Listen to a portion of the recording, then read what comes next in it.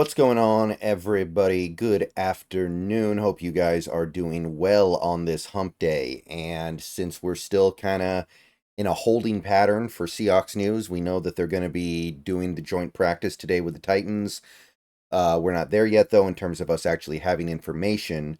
So, to pass the time, I thought I'd revisit the look ahead to the 2025 NFL draft and just try to get through as much of this as we can before the season gets here so that when college football starts, we kind of know what we're gearing up on. And today, I want to talk about running back. And I know what a lot of you guys are going to be saying. I know what a lot of you guys are going to be thinking. Running back is not a position the Seahawks are likely to attack in the 2025 draft. And you're not wrong. You are definitely not wrong.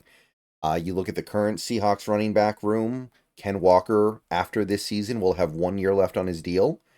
Zach Charbonnet will have 2 years left on his deal, as will Kenny McIntosh, and I guess George Holani will as well, because as a UDFA, you get the 3 year deal. But you put that all together, you've got a running back room that should be pretty much elite for one more season. So drafting a running back would be questionable in 2025, and drafting a running back with a top pick would be even more questionable. But I want to be comprehensive here. I want to take the time to understand as much as I can about this draft class, and strange things happen. Maybe K9 decides to hold out for a big contract in the offseason, and we decide to trade him for picks because we don't want to pay him. Maybe the injuries with K9 continue to pile up, and we end up coming out of 2024 feeling like Charbonnet is not good enough to be a starting running back in the NFL from game to game. I don't want to rule anything out. So we're going to talk about these running backs in the upcoming draft. And we are coming off a draft class that was very weak at running back. One running back went in the first 2 rounds. So this one looks like it's a little bit better. So you look at this top 5. You got 2 guys going in the first round, and then you've got 3 guys going in the third round by pure big board numbers. So that's a lot better than we had last year. Now, of course, that has to hold. There's no guarantee that it will. But it looks like we're going to be having a little bit more to work with in 2024 than we did in 2023. So I want to talk about this top 5 here, just kind of set people on the right track so we understand what we're looking at going into the season. So let's get started with the mock draft database's top guy, generally considered in my estimation to be the best running back in this class, Ollie Gordon II. So Ollie Gordon II is the Oklahoma State Cowboy, 7th in Heisman voting last year, put up big numbers, over 2,000 yards from scrimmage and 22 touchdowns.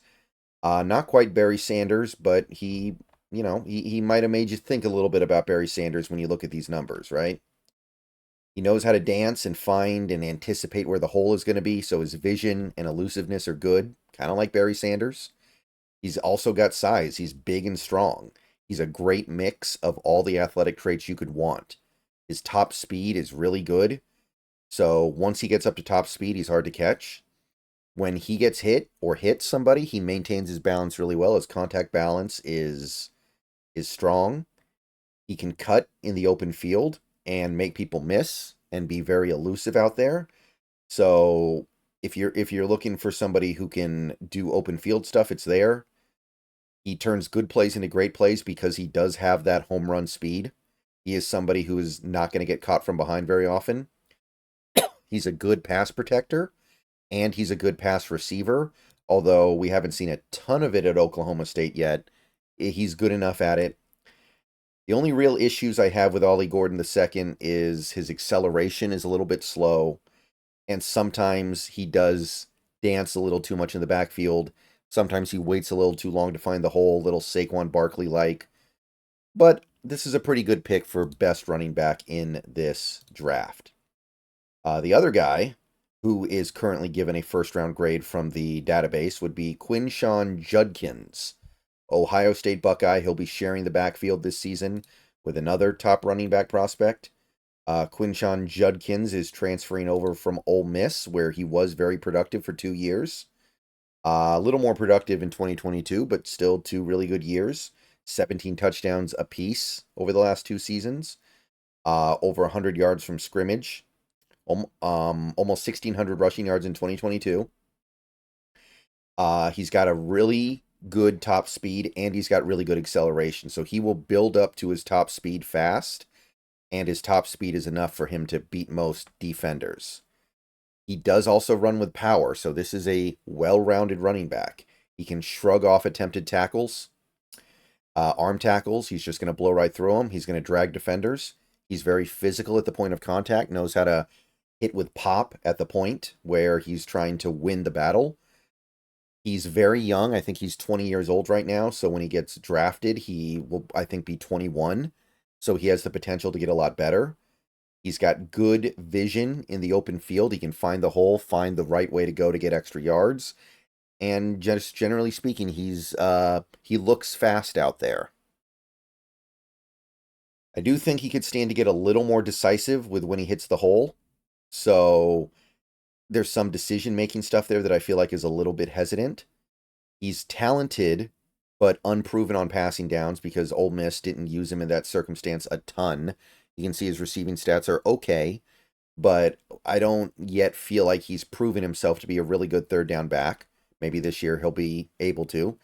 And he does have a little bit of a tendency to run to traffic, where he likes to just dive into the pile and run over a bunch of defenders rather than find the open field. All right, so those are your two guys who are currently projected, very loosely projected, to be first rounders. We do have some second round prospects here, according to the database. And the first is George Holani's old teammate, actually. This is, by the way, sorry for the frame rate. I know it doesn't really matter for these videos, but frame rate is dropping a little bit for this. Ashton Jeanty of Boise State. Ashton Jeanty, saw him quite a bit when I was looking at Holani tape over this offseason. Still over at Boise State. And he is building on a season where he had 1,900 yards from scrimmage in 12 games and 19 touchdowns. So he was an excellent producer of offensive stats in 2023. There's no denying that. He's kind of a Maurice Jones-Drew. He's a shorter guy. He's small, but he's got a lot of power. He's able to utilize his low center of gravity to plow forward for extra yards with his power, because he is, despite being small and short, he uses it to his advantage. He is the definition of a dual threat back. He had 43 catches last year in 12 games.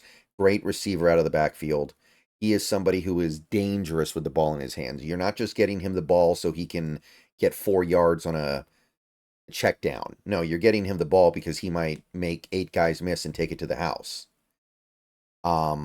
He's got moves on top of moves on top of moves in the open field. Really, really hard to get a clean hit on. He sees the field well. He finds holes well. He's got good vision as a running back. Just overall an open field dynamo. Now, his pass protection is lacking, and he's kind of undersized, so there's not a ton he can do about that. His acceleration is not great. He's slow to build up speed, so his ability to just outrun the defense is a little bit in question. And he's probably not going to get much better than he currently is because he doesn't have a frame to add weight to.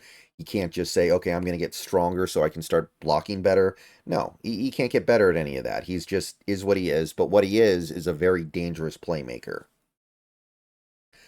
All right, next guy up here, another second rounder, according to the big board, will be Omar Hampton of the Tar Heels, North Carolina. Drake May teammate of last year. Had 1,700 yards from scrimmage in 13 games, along with 16 touchdowns, so very productive running back. And the main thing about Hampton that stands out is his outstanding power and the violence that he runs with. So he is somebody who will run through contact, run through arm tackles, stay upright, get extra yards, just Earl Campbell his way through a defense.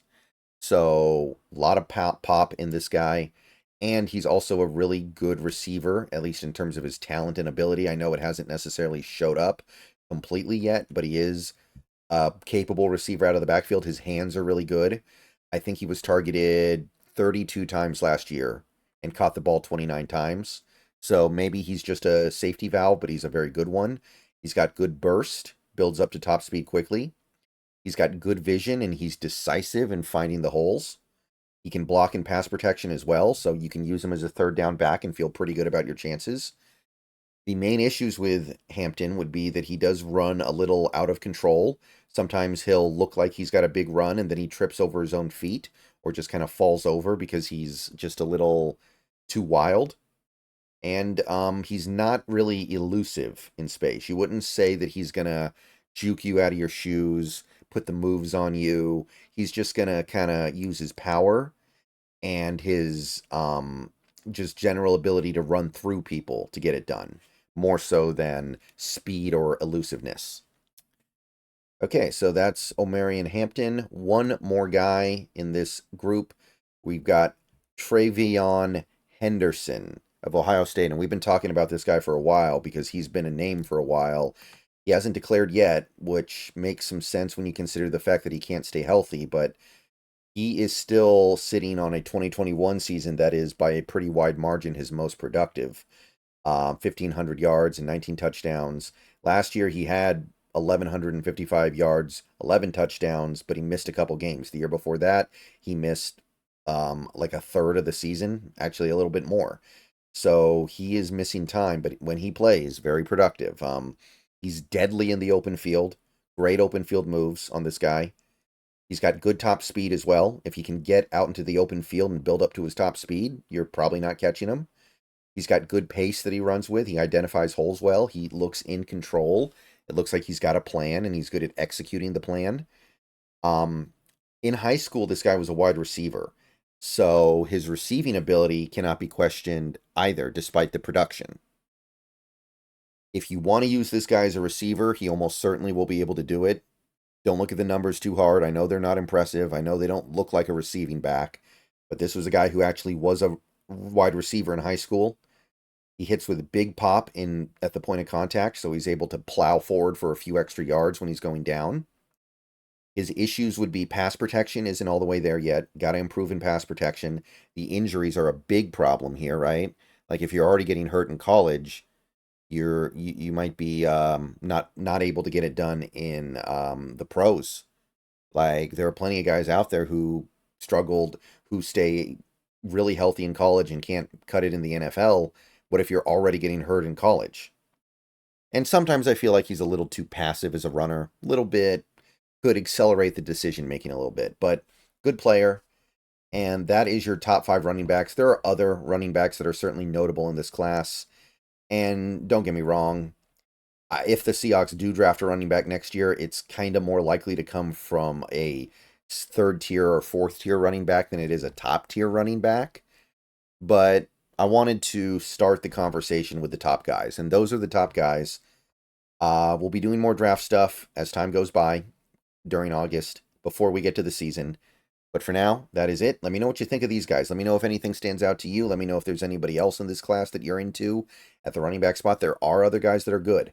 I like this class a good amount better than last year, so there is some stuff, but those are currently generally considered to be your top 5. Might be another video later today. If not, I will see you guys on Twitch tonight. And I'll see you guys tomorrow with the videos. But I have a feeling something's going to happen later today. Just my gut. All right. Peace out. Go Hawks. And see you guys later.